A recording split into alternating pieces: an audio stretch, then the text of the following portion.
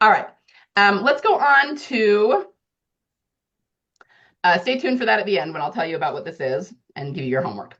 The second mistake we're going to talk about today is writing stories that are not soul stories or six-figure stories.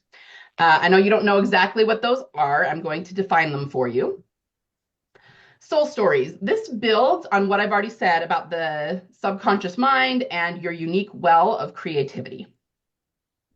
A soul story, the way I define it, it has two elements. Number one, it has to be a story that you are deeply passionate about. Back to energetics for a minute. Human beings are full of energy. We are electromagnetic beings. Okay. This is something that they are finally able to prove with science and to measure. And we infuse everything we do, everything we touch, and especially everything we create with our energy.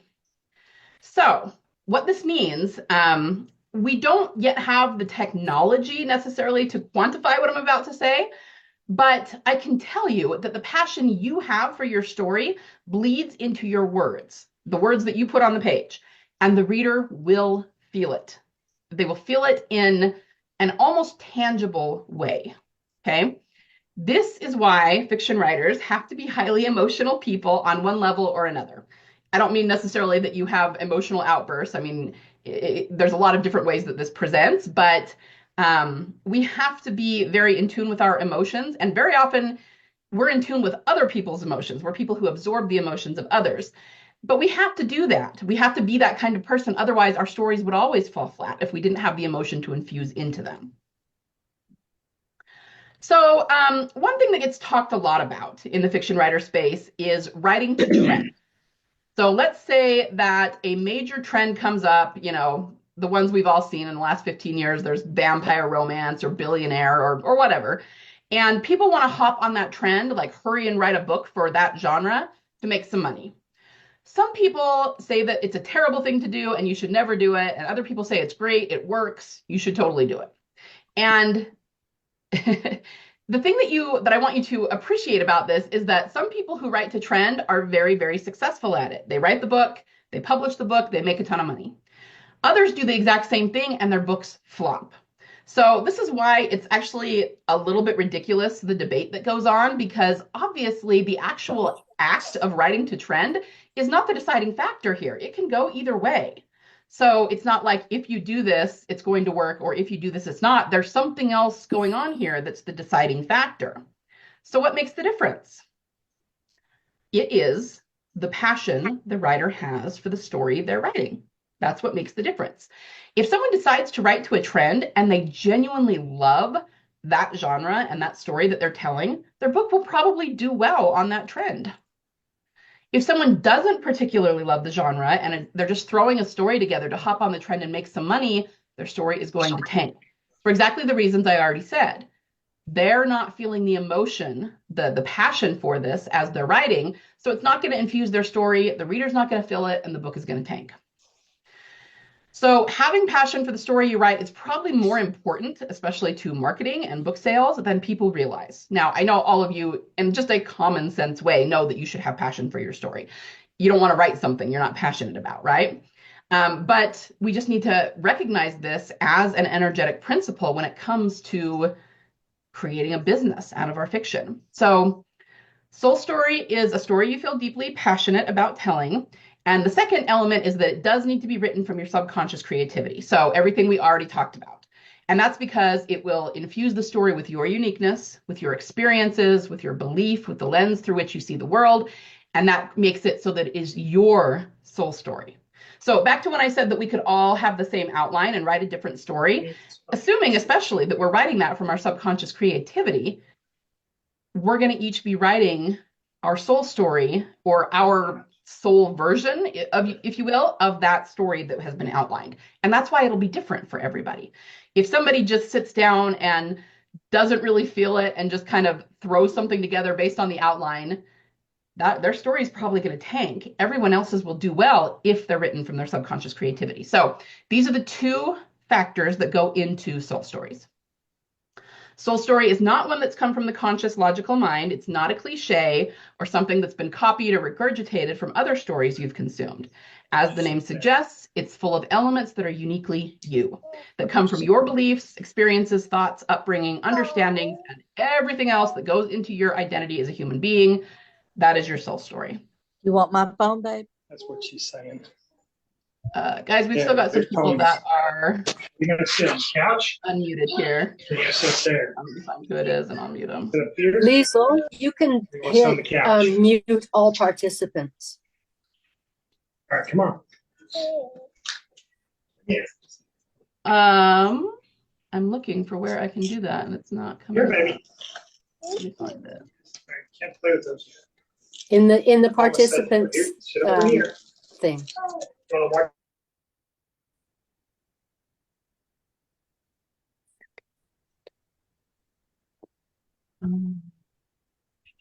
It's not showing up in my participants thing. I know it should be there. I know you're right, but it's for some reason it is not showing up for me. Just give me 1 second. I will just go through and make sure everybody is muted here.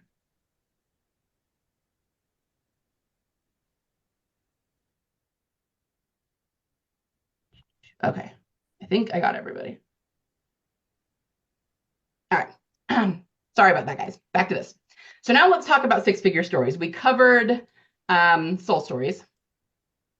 First of all, when I say six-figure stories, let me be very clear. My definition of a six-figure story is not directly about income. Obviously, I cannot and do not try to guarantee income to anyone.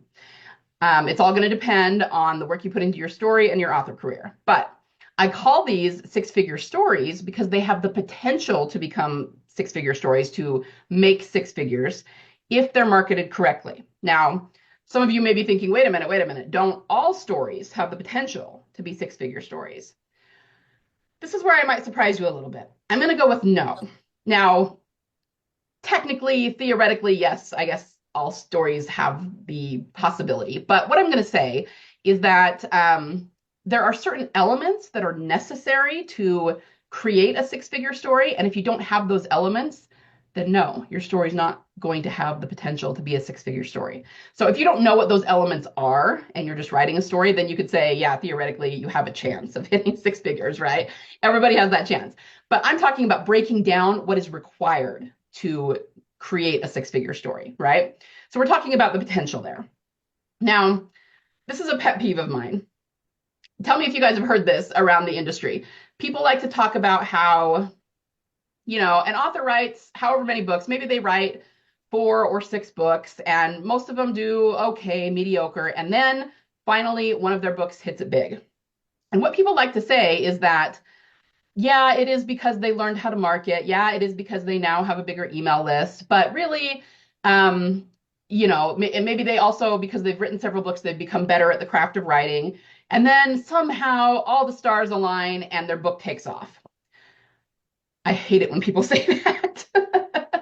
There is truth in that all of those things the author has probably gotten better at. You know, when they first started, the first book we write is typically not our best one. You know, maybe we didn't know how to market. Maybe we didn't have a big email list. But the stars aligning to make something happen is just a way of saying that people don't know what it was that made the book take off. Okay. And I don't like that, because if you want to be able to replicate that kind of success, you have to know what went into it. So that's just kind of shutting the door on figuring it out. And that's why it irritates me a little bit. A six-figure story, number one, has to be a soul story. So six-figure stories build on soul stories.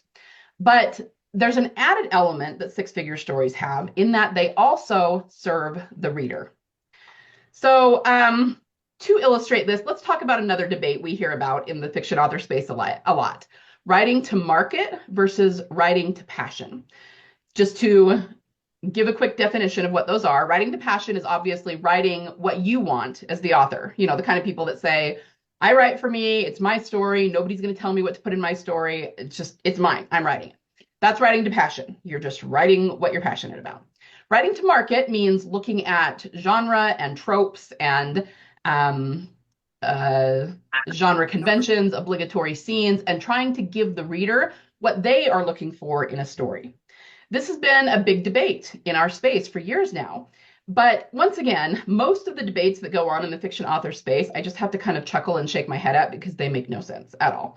Don't get me started on outlining versus pantsing. I mean, it's not that one or the other is good or bad. It's just the debate it gets to be utterly ridiculous. Anyway, in terms of writing to market versus writing to passion, it's a big debate, and people act as though those two things are mutually exclusive. They are not even a little bit. A six-figure story, the way I define it, is a story that does both.